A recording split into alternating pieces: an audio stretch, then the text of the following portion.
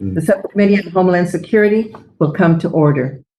During today's virtual hearing, we will be joined by House colleagues who will speak about priorities for their districts and communities. I look forward to hearing their perspectives on the issues facing the Department of Homeland Security's vital mission to protect our nation.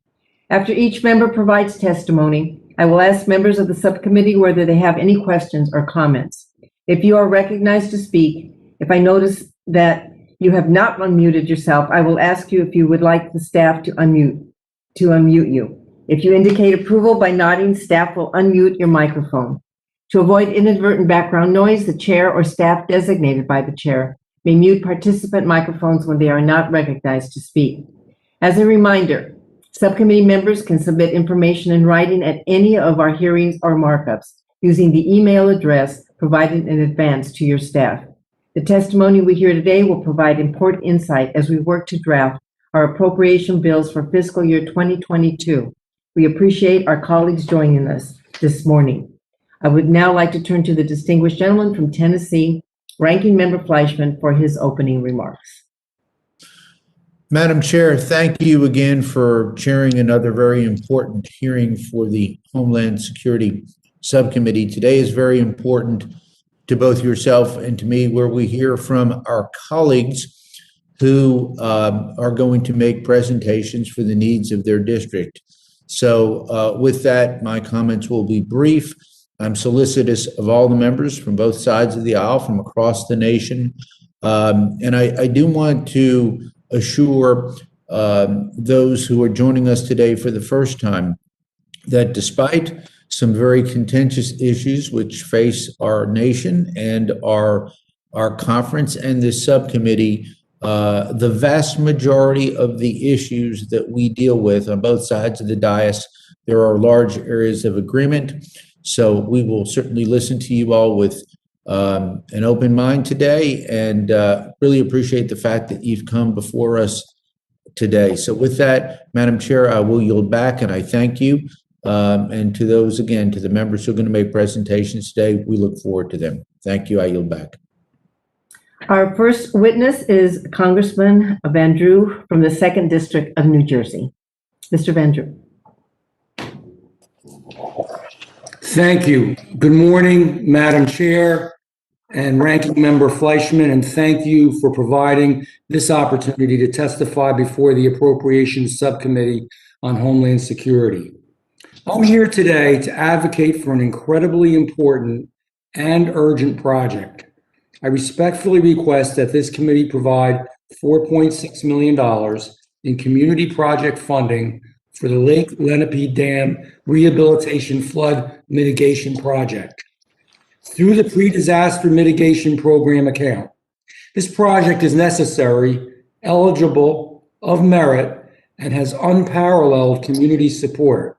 My testimony today will consist of 3 parts: the clear and present danger of flooding present by the dam, the eligibility of the project to receive funding through the PDM account, and the merits of this request for community project funding.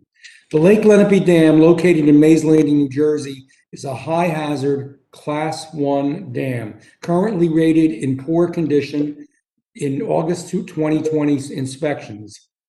The Lake Lenape Dam is in very real danger of total failure. Here is a flood map showing the potentially catastrophic results of such a failure, and you can look and see what it does to the surrounding communities. You have the very same flood map that was supplied to you by my office, and it's very illustrative of the danger that's there. And immediately downstream from the dam is a dense residential and commercial development. As Mays Landing is the county seat, many key government offices are located within what would truly be a flood path created by a failure of this aged and deteriorated dam. In most catastrophic scenarios, a breach during a 100-year storm, the resulting flood would nearly inundate half of Mays Landing, resulting in almost certain fatalities, millions of dollars of property damage, and severe damage to critical infrastructure. The threat of failure of the Lake Lenape Dam is imminent. The potential impacts are calamitous. And it's time to address this, and it's time to address it now. To achieve an effective remedy to flooding, the county's engineer has concluded that the spillway must be completely replaced with a modern solution. The county is prepared to receive any PDM grant funds in FY22 that immediately obligate them to begin construction of the already developed designs.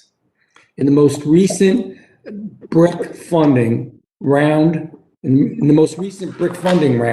one of the priorities was to increase funding to applicants that facilitate adoption and enforcement of the latest published building codes and dam safety standards. This proposed Lake Lenape Dam and associated infrastructure components have been engineered to the latest building code standards to rectify the current mitigation concerns of a structure that has exceeded its useful life. The pre-disaster mitigation program aims to categorically shift the federal focus away from reactive disaster spending and towards research-supported, proactive investment in community resilience. The Lake Lenape Dam is such a project, and as such would be eligible for BRIC, and it would be eligible for the funding as well. The sentiment is echoed by the New Jersey Office of Emergency Management. As elaborated by New Jersey OEM's letter of endorsement, quote, "This project overall risk reduction goals are consistent with the goals and objectives of the New Jersey State Hazard Mitigation Plan, and the successful completion of the plan will result in a more resilient and viable community.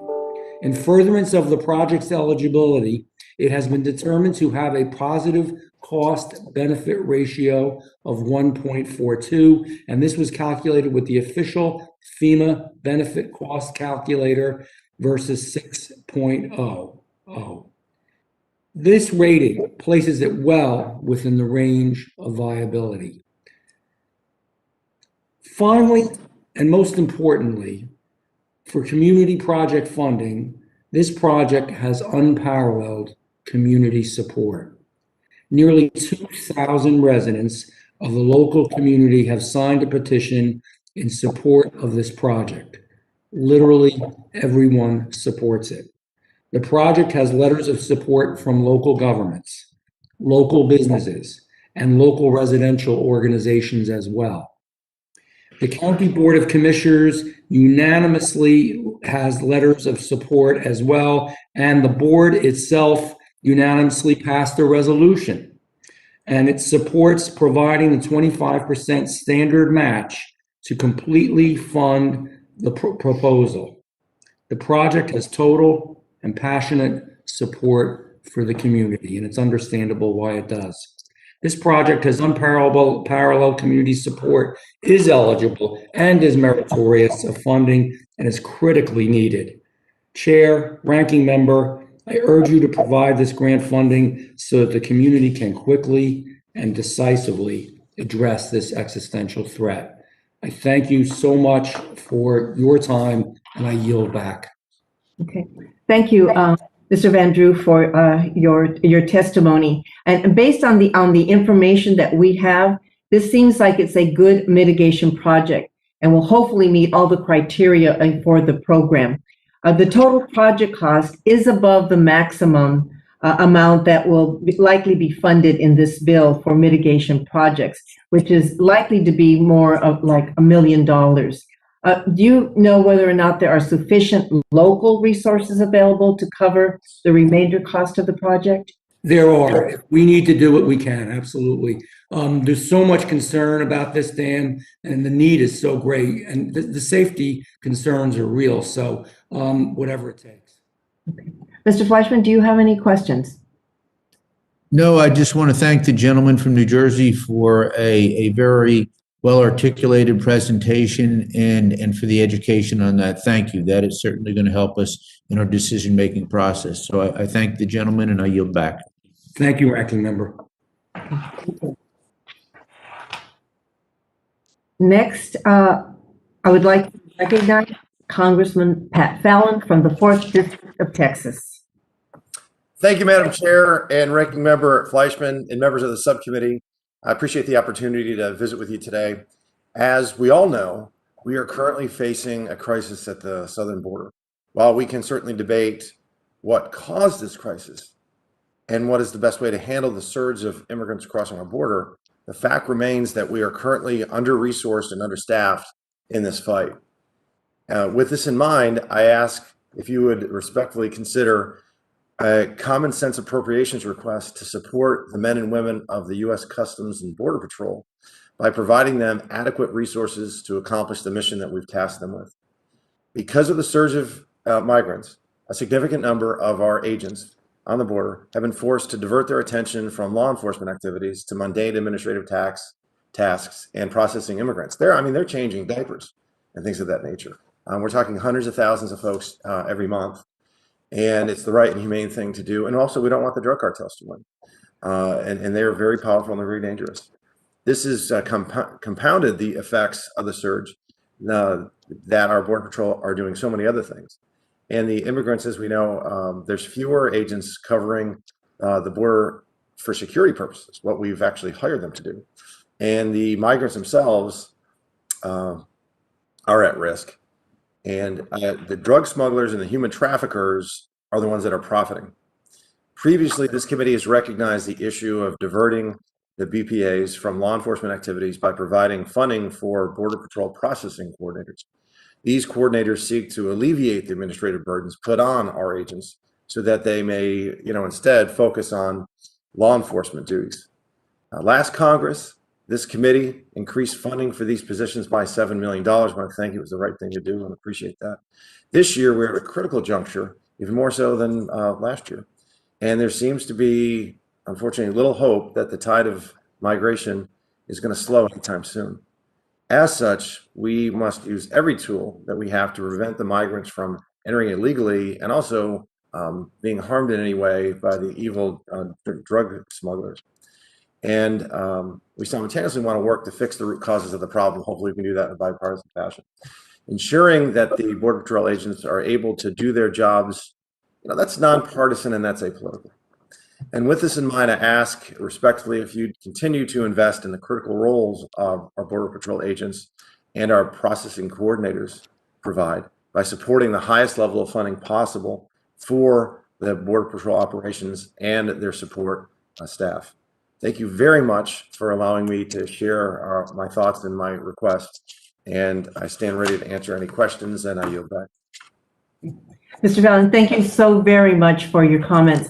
And as you noted, the processing coordinator program is one that we have supported for several years. So we were very excited to see that the first class graduated this past year. And in June, we understand that CBP will be graduating the second class from the Federal Law Enforcement Training Center in Charleston, South Carolina. So as you know, this is something that is very important and that we will, continue to support. So I just want to say thank you for your comments and for your support of this program. And Mr. Fleischman, do you have any questions or comments? Just want to reiterate and affirm what you have said, Madam Chair, and to the gentleman from Texas, thank you again for a well-articulated, well-reasoned presentation. So glad that you've come before us today. But I could not agree more with the chair's comments in that regard. And with that, I'll yield back. Thanks. Okay. Thank you. Is Congresswoman Jackson Lee here yet?